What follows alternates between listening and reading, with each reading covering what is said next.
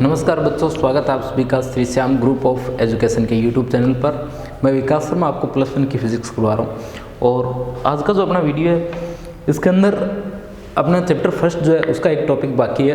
Topic का नाम है प्रकृति के मूल बल। ठीक है, प्रकृति के मूल बल। प्रकृति के मूल बल, ये टॉपिक अपनी पढ़ने वाले हैं। कुछ एक बातें यहाँ से मैं आपको टोटल वीडियो जो उनके बारे में और आपके सिलेबस के बारे में फिर से बता देता हूँ। देखिए, अपने जो पढ़ा है जो वीडियोज़ में आपको मिलेंगे तो चैप्टर 3, 4, 5, 6, 7 और 8 यहाँ तक तो आपको ये कंटिन्यू मिलेंगे और जो NCERT है उसके अकॉर्डिंग मिलेंगे। ठीक है, जो NCERT का आपका सिलेबस है उसके अकॉर्डिंग आपको ये टोटल चैप्टर मिलने वाले हैं 3 के बाद में। ये टोटल बात है आपकी फर्स्ट फिजिक्स की। ठीक है, शुरुआत के दो चैप्टर है उनके बारे में आपको बताता हूँ। ये चैप्टर आपका है भौतिक जगत और ये चैप्टर है आपका मात्रक और मापन या मापन और मात्रक, जो भी नाम आप लोग इसका लिखते हो। ठीक है, ये आपके 2 चैप्टर हैं। अपने जो वीडियोस बनाए हैं मैंने उनके अंदर ये तो लगातार है ही आपके कंटिन्यू 3 से लेकर के 8 तक जो आपको चैप्टर है ये NCERT के सिलेबस के अकॉर्डिंग बिल्कुल लाइन वाइज मैंने करवाए हैं आपको। शुरुआत के 2 चैप्टर के बारे में बताता हूँ। ये जो शुरुआत के 2 चैप्टर है ये मैंने आपको करवाए हैं चैप्टर फर्स्ट के नाम से। ठीक है, ये दोनों चैप्टर मैंने आपको करवाए हैं चैप्टर फर्स्ट के नाम से। जो वीडियोज़ है उसके अंदर आप लोग जो चैप्टर फर्स्ट के नाम से पढ़ोगे, शुरुआत के जो वीडियोज़ है उनमें आपको ये दोनों चैप्टर मिलेंगे, भौतिक जगत और मात्रक और मापन की।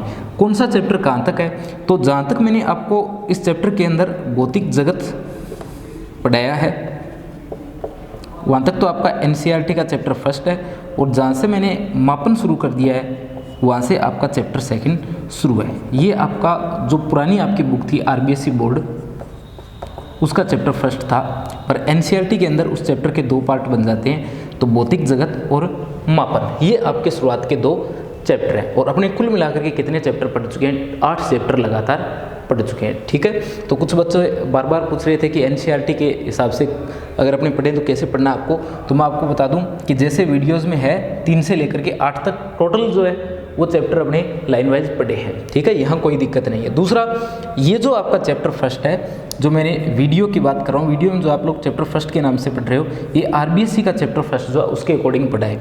और इसके अंदर ये चैप्टर जहाँ तक भौतिक जगत है वो तो आपका NCERT का चैप्टर फर्स्ट है, जहाँ से मापन शुरू होता है वो NCERT का चैप्टर सेकंड आता है, मापन और मात्रा। ठीक है, वैसे कोई दिक्कत नहीं है। जब आप लोग इस चैप्टर को देखोगे तो इसके अंदर मैंने आपको जब पढ़ाया है तब अच्छे से बता दिया है कि कहाँ तक तो ये चैप्टर जो है आपका NCERT का फर्स्ट चैप्टर है और कहाँ से NCERT का सेकंड चैप्टर शुरू होता है। ठीक है, तो जो बच्चे इस चैप्टर को कंप्लीट देख रहे हैं उनको तो कोई दिक्कत नहीं आएगी, उनको अपने आप पता चल जाएगा कि ये चैप्टर कहाँ है। पर वो बच्चे जो कभी कभी वीडियोज़ को देखते हैं और उनको लगता है कि चैप्टर फर्स्ट का है, तो उनको क्या करना है, चैप्टर फर्स्ट जो मैंने RBSE के नाम से करवा रखा है उस कंप्लीट चैप्टर को देखना है, उसमें आपको ये दोनों चैप्टर जो है वो मिल जाएंगे।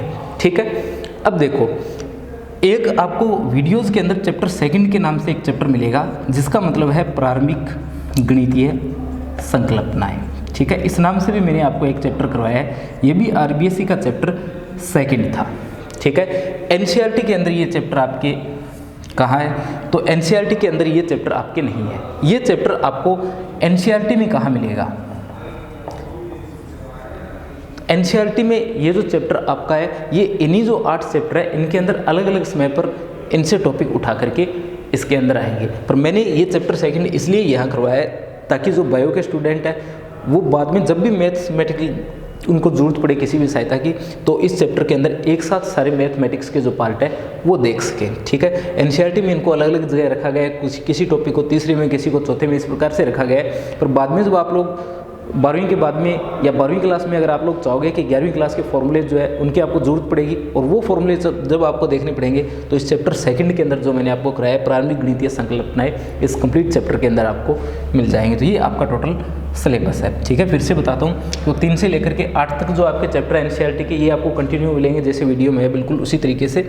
और जो शुरुआत के 2 चैप्टर है ये आपको जो वीडियो है उनमें चैप्टर फर्स्ट के नाम से मैंने पढ़ा रखे हैं। ठीक है। इसके अलावा अगर आप लोग वीडियोस कंटिन्यू देख रहे हो तो कहीं कोई दिक्कत नहीं आएगी। प्रत्येक वीडियो के अंदर मैंने बार बार सिलेबस बताया है एनसीईआरटी का, और ये भी बताया है कि कौन सा चैप्टर एनसीईआरटी का फर्स्ट है, कौन सा सेकंड है और कौन सा थर्ड है। ठीक है, ये टोटल आपका सिलेबस था। अब जो एनसीईआरटी का चैप्टर फर्स्ट था भौतिक जगत, इसमें एक टॉपिक अपने बच जाता है जिसके अंदर आते हैं प्रकृति के मूल बल। अब देखिए प्रकृति के मूल बल जो है,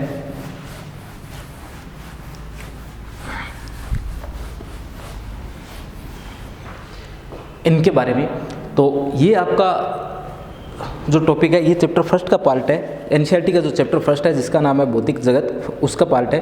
तो देखिए प्रकृति के मूल बलों के बारे में।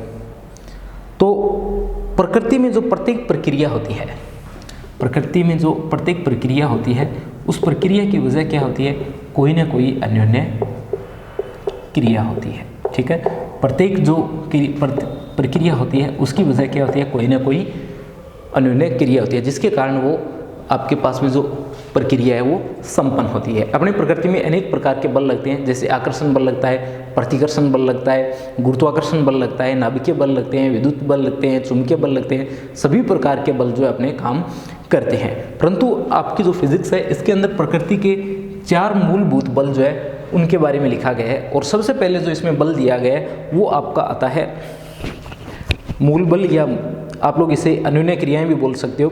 तो सबसे पहले इसके अंदर आता है गुरुत्वीय अन्योन्य क्रिया। गुरुत्वीय अन्योन्य क्रिया, ठीक है। तो 4 प्रकार की अन्योन्य क्रियाएं आपके आएगी इसमें। एक तो है गुरुत्वीय अन्योन्य क्रिया, फिर अपनी विद्युत की, नाभिकीय की, और फिर अपनी दुर्बल अन्योन्य क्रिया। या तो आप लोग इसे बोल सकते हो गुरुत्वीय अन्योन्य क्रिया, या बल के रूप में आप लोग इसे बोलना चाहो तो गुरुत्वाकर्षण बल जो है आप लोग इसे बोल सकते हो। ठीक है, प्रकृति के मूल बलों के अंदर एक बल कौन सा आता है, गुरुत्वाकर्षण बल आता है। ठीक है, गुरुत्वाकर्षण बल जो आपका 8वां चैप्टर था उसके अंदर अपने कंप्लीट गुरुत्वाकर्षण के बारे में पढ़ा है कि गुरुत्वाकर्षण क्या होता है। आपको फिर से बता देता हूँ मैं कि गुरुत्वाकर्षण बल जो है उसका क्या मतलब है। तो प्रकृति के अंदर जो प्रत्येक कण है, जो प्रत्येक पिंड है, वो दूसरे पिंड को क्या करता है, अपनी ओर एक बल के द्वारा आकर्षित करता है। ठीक है, जैसे ये आपके पास में कोई एक पिंड है तो ये दूसरे पिंड पर क्या करेगा, एक बल आरोपित करेगा। जैसे ये m द्रव्यमान का पिंड है, ये दूसरे m1 द्रव्यमान का पिंड दूसरे m2 द्रव्यमान के पिंड पर क्या करता है, एक बल आरोपित करता है। इसी तरीके से ये m2 द्रव्यमान का पिंड जो है ये क्या करता है, m1 द्रव्यमान के पिंड पर एक बल आरोपित करता है। ठीक है, इसका मतलब ये हुआ कि किसी पिंड के चारों ओर क्या बन जाता है, एक क्षेत्र बन जाता है। किसी पिंड के चारों ओर क्या बन जाता है, एक क्षेत्र बन जाता है। और इस क्षेत्र की वजह से जो भी कण आता है या जो भी पिंड इसके पास आता है उसको ये पिंड क्या करता है, अपनी ओर आकर्षित करता है। ये जिस बल के द्वारा उसे आकर्षित करता है उस बल को अपने कहते हैं गुरुत्वाकर्षण बल। उस बल को किस नाम से जानते हैं, तो उस बल को जानते हैं अपने गुरुत्वाकर्षण बल के नाम से। यहाँ जो इस पर बल लग रहा है वो कौन सा है, गुरुत्वाकर्षण बल है।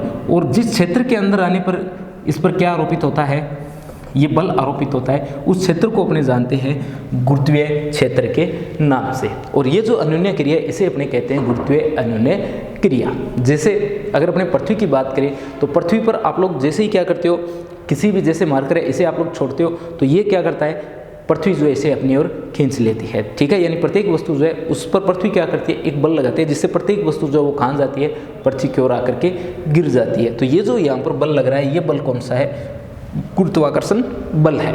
ठीक है, और ये सब किसके कारण हो रहा है, तो ये सब हो रहा है द्रव्यमान के कारण। ये सब किसके कारण हो रहा है, तो ये द्रव्यमान के कारण हो रहा है। और गुरुत्वीय बल जो है ये किस प्रकार का बल है, तो गुरुत्वीय बल एक संरक्षी बल है। किस प्रकार का बल है, एक संरक्षी बल है। और ये किसका पालन करता है, न्यूटन के अकॉर्डिंग ये व्युत्क्रम वर्ग के नियम का पालन करता है। ठीक है, किसका पालन करता है, ये व्युत्क्रम वर्ग के नियम का पालन करता है। व्युत्क्रम वर्ग का नियम ये हो गया F समानुपाती 1/r², या F व्युत्क्रमानुपाती r²। ये क्या है आपके पास में, ये आपके पास में व्युत्क्रम वर्ग का नियम है। इसका हमेशा क्या होता है, पालन होता है। दूसरा, ये जो कण होते हैं, जिन कणों की अपनी बात कर रहे हैं, जिन पर गुरुत्वाकर्षण बल की बात कर रहे हैं, उन कणों को जानते हैं ग्रेविटोन के नाम से। उन कणों को अपने क्या कहते हैं, उन कणों को अपने कहते हैं ग्रेविटोन। ग्रेविटोन के नाम से अपने उसे जानते हैं। ठीक है, यानी अपने जो गुरुत्वीय अन्योन्य क्रिया है इससे इस क्षेत्र से संबंध जो अपने पास में कण होता है वो कण क्या कहलाता है, ग्रेविटोन कहलाता है। ग्रेविटोन के नाम से अपने उसे जानते हैं। अगर परास की बात की जाए तो जो गुरुत्वाकर्षण बल होते हैं इनकी परास क्या होती है, काफ़ी अधिक होती है, यानी इनकी परास कैसी होती है, वृहद होती है। तो ये आपके पास में बल आता है कौन सा, गुरुत्वाकर्षण बल, या अनुनय क्रिया बोलते हो तो आप लोग इसे कहोगे गुरुत्वीय अनुनय क्रिया। सेकंड अपने देखिए इसके अंदर, सेकंड आता है विद्युत चुंबकीय अनुनय क्रिया। सेकंड आता है विद्युत चुंबकीय अनुनय क्रिया।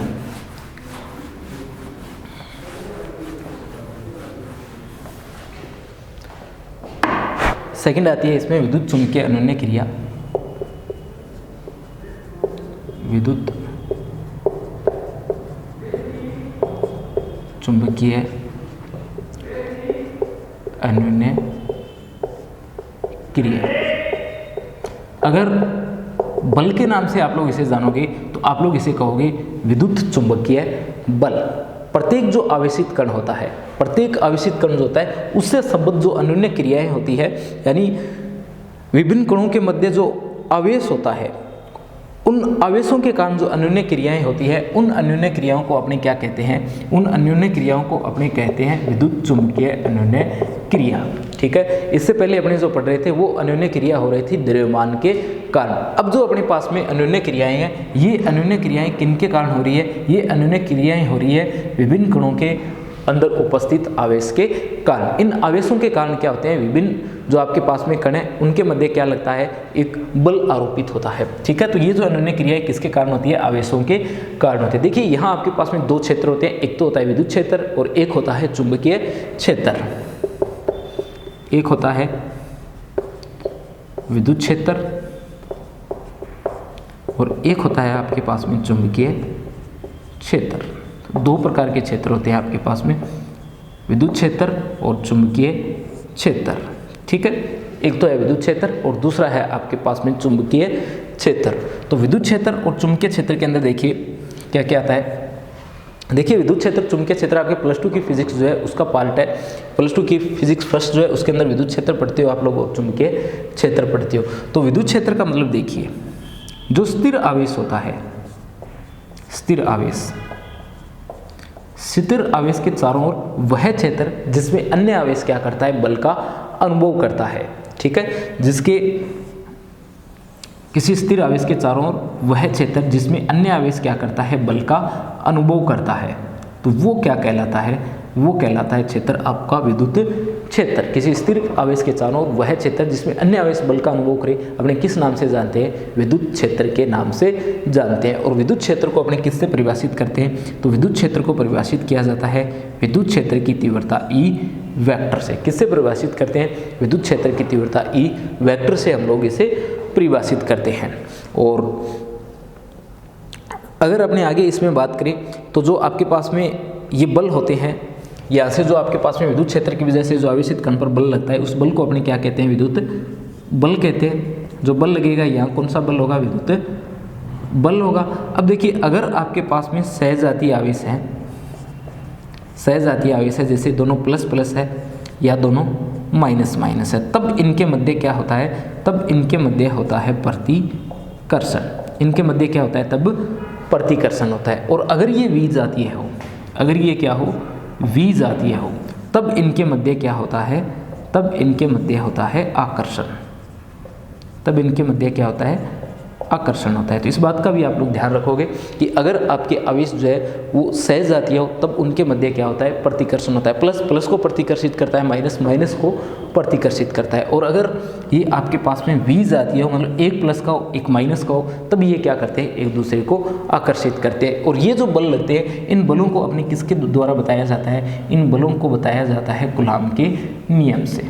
किसके नियम से बताते हैं, तो कूलॉम के नियम से बताते हैं। बिल्कुल उसी प्रकार जैसे गुरुत्वाकर्षण बल को अपने बता रहे थे न्यूटन के गुरुत्वाकर्षण नियम से, उसी तरीके से जो विद्युत क्षेत्र है इसके अंदर जो बल लगता है उसको बताते हैं अपने कूलॉम के नियम से। और ये जो बल लगता है ये किसका पालन करता है, ये बल जो है व्युत्क्रम वर्ग के नियम का पालन करता है। ठीक है, यहाँ जो बल F लगेगा वो भी क्या करेगा, व्युत्क्रम वर्ग के नियम का पालन करेगा। तो ये कुछ एक बातें हैं जिनके बारे में आप लोगों को विद्युत क्षेत्र के अंदर भी ध्यान रखनी है। ठीक है।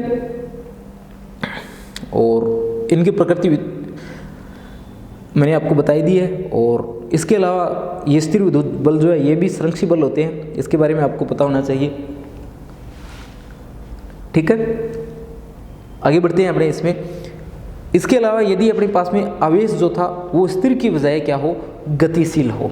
अगर आपके पास में आवेश जो है, यहाँ देखिए स्थिर आवेश था, अगर आपके पास में आवेश क्या हो, गतिशील हो, आवेश कैसा हो, गतिशील आवेश हो, तो उसमें आपके पास में जो क्षेत्र होगा वो कौन सा क्षेत्र बनेगा, विद्युत क्षेत्र की बजाय चुंबकीय क्षेत्र बनेगा। ठीक है,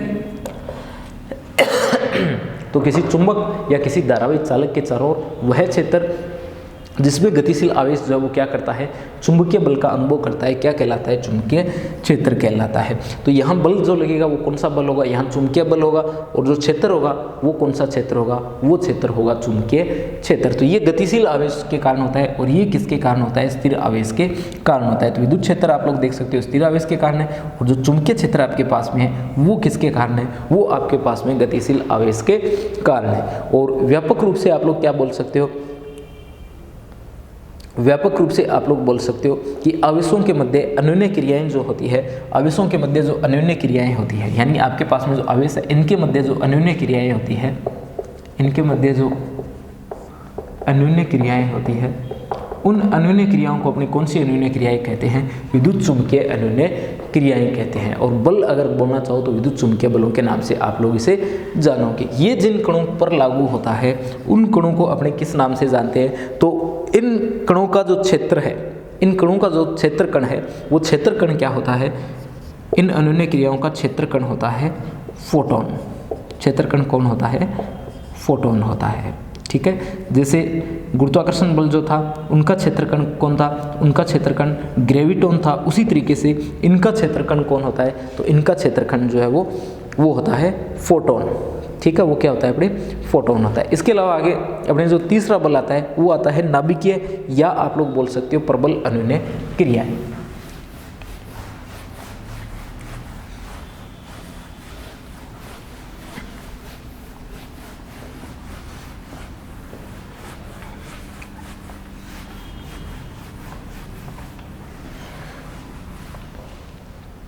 देखिए नाभिकीय या प्रबल अन्योन्य क्रियाएं, प्रबल अन्योन्य क्रियाएं, या आप लोग इन्हें क्या बोल सकते हो, नाभिकीय बल। ठीक है, प्रबल अन्योन्य क्रियाएं, या आप लोग इन्हें क्या बोल सकते हो, नाभिकीय बल बोल सकते हो। आप सभी जानते हो परमाणु के बारे में, किसके बारे में जानते हो, आप सभी परमाणु के बारे में जानते हो। ये क्या है, आपके पास में परमाणु है, और परमाणु के अंदर कौन पाया जाता है, परमाणु के अंदर पाया जाता है नाभिक। ठीक है, तो नाभिकीय बलों की बात कर रहे हैं, ये कहाँ लगने वाला है, नाभिक के अंदर उपस्थित कणों के मध्य लगने वाला है। तो नाभिक के अंदर कौन पाए जाते हैं, तो नाभिक के अंदर पाए जाते हैं प्रोटॉन और न्यूट्रॉन। ठीक है, जिनको संयुक्त रूप से अपने क्या कहते हैं, न्यूक्लियॉन कहते हैं। संयुक्त रूप से इन्हें अपने क्या कहते हैं, न्यूक्लियॉन कहते हैं। तो नाभिक जो होता है, नाभिक के अंदर क्या पाए जाते हैं, धनावेश पाए जाते हैं, और इसके अलावा नाभिक के अंदर कौन पाए जाते हैं, नाभिक के अंदर पाए जाते हैं न्यूट्रॉन। तो नाभिक के अंदर न्यूट्रॉन्स और प्रोटॉन जो है वो पाए जाते हैं। इसके अलावा अगर इसकी अपनी बात करें कि इनके मध्य जो दूरी होती है तो वो क्या होती है, बिल्कुल अलग होती है, बिल्कुल अलग दूरी इनके मध्य होती है। दूसरा, अगर अपने इसकी बात करें इसके आकार की, तो इसका आकार लगभग कितना होता है, इसका आकार होता है लगभग 10⁻⁻15 मीटर। ठीक है, कितना होता है, लगभग 10⁻⁻15 मीटर होता है। तो देखिए नाभिक जो होता है, नाभिक के अंदर क्या होते हैं, प्रोटॉन और प्रोटॉन होते हैं, पॉजिटिव आवेश होते हैं, 0 आवेश भी आपके पास में होते हैं। तो जो पॉजिटिव आवेश है इनके मध्य क्या होता है, प्रतिकर्षण होता है, इनके मध्य क्या होता है, प्रतिकर्षण होता है। अगर इनके मध्य प्रतिकर्षण होगा तो ये क्या करेंगे, दूर हटने की कोशिश करेंगे, परंतु ऐसा होता नहीं है। क्यों, क्योंकि नाभिक जो होता है इसमें एक प्रबल आकर्षण बल पाया जाता है, जो क्या करता है, इनके मध्य क्या लगता है, एक प्रबल आकर्षण बल लगता है, जो क्या करता है, नाभिक को नाभिक के अंदर उपस्थित कणों को आपस में पकड़े रखता है, यानी नाभिक जो है उनके कणों को बनाए रखता है 10⁻⁻15 मीटर दूरी में। तो इनके मध्य क्या लगता है, प्रबल आकर्षण बल लगता है। ये जो बल लगता है इनको अपने किस नाम से जानते हैं, इन बलों को अपने जानते हैं नाभिकीय बलों के नाम से। तो ये जो कण है इनको ये जो बल है इनको किस नाम से जानते हैं, नाभिकीय बलों के नाम से जानते हैं। ये सबसे प्रबल बलों के अंदर आते हैं, हालांकि इनकी परास कम होती है परंतु सबसे प्रबल बलों के अंदर ये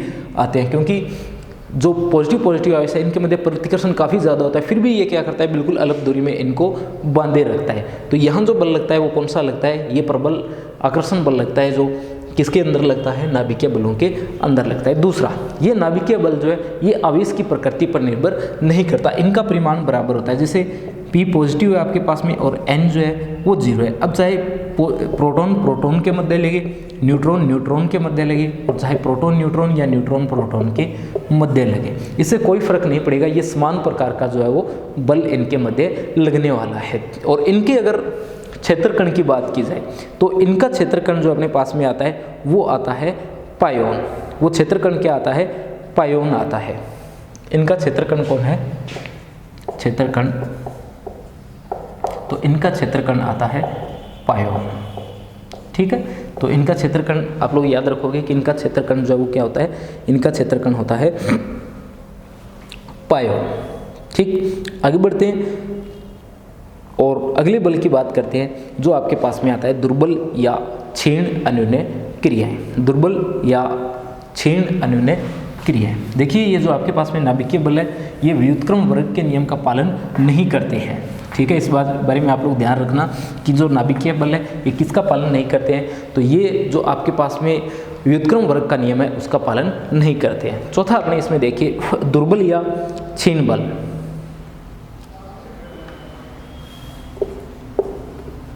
दुर्बल या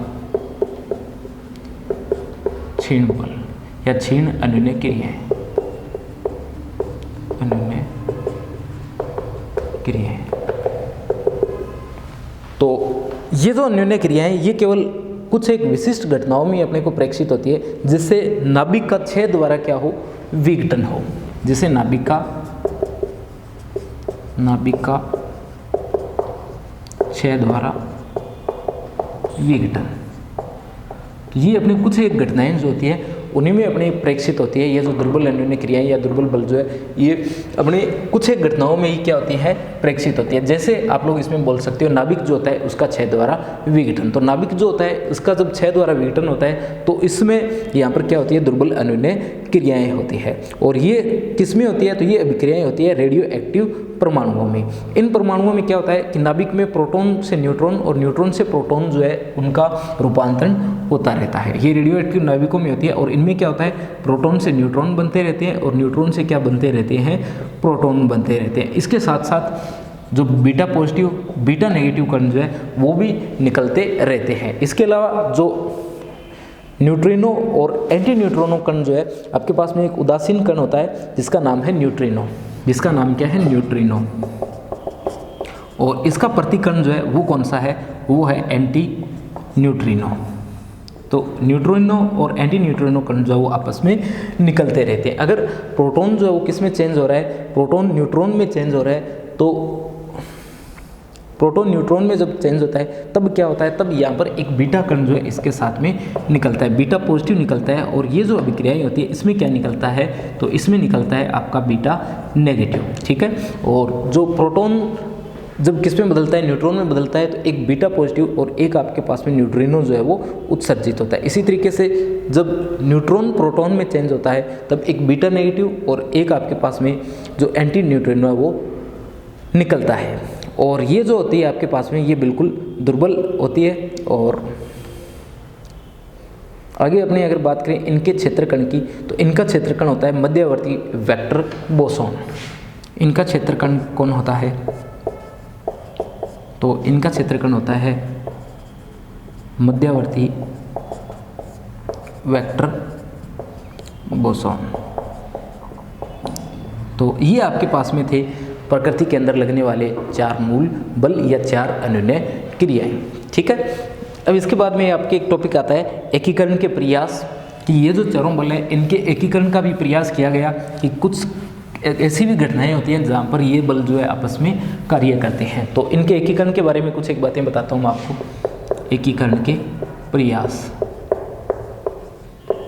एकीकरण के प्रयास। तो एकीकरण के प्रयासों के अंदर देखोगे आप लोग, तो इसके अंदर सबसे पहले जो प्रयास किया गया वो किया गया न्यूटन के द्वारा। ठीक है, न्यूटन ने इस दिशा में सबसे पहले प्रयास किया और उसने क्या किया, पार्थिव और खगोलीय परिघटना जो होती है उनको गुरुत्वाकर्षण के सर्वमान्य प्रयोग के द्वारा बताया। और इसके अलावा फैराडे जो था, फैराडे ने विद्युत चुंबकीय परिघटनाओं के बारे में बताया। फैराडे जो था उसने क्या किया, विद्युत चुंबकीय परिघटनाएं जो थी उनके बारे में बताया। यानी विद्युत क्षेत्र और चुंबकीय क्षेत्र जो होते हैं वो एक दूसरे से स्वतंत्र नहीं है, ठीक है, बल्कि एक दूसरे पर ये डिपेंड करते हैं। इसके अलावा मैक्सवेल जो था, मैक्सवेल की खोज के बाद विद्युत चुंबकीय त्वरण और विद्युत चुंबकत्व और प्रकाश की जो थी उसका एकीकरण का प्रयास हुआ।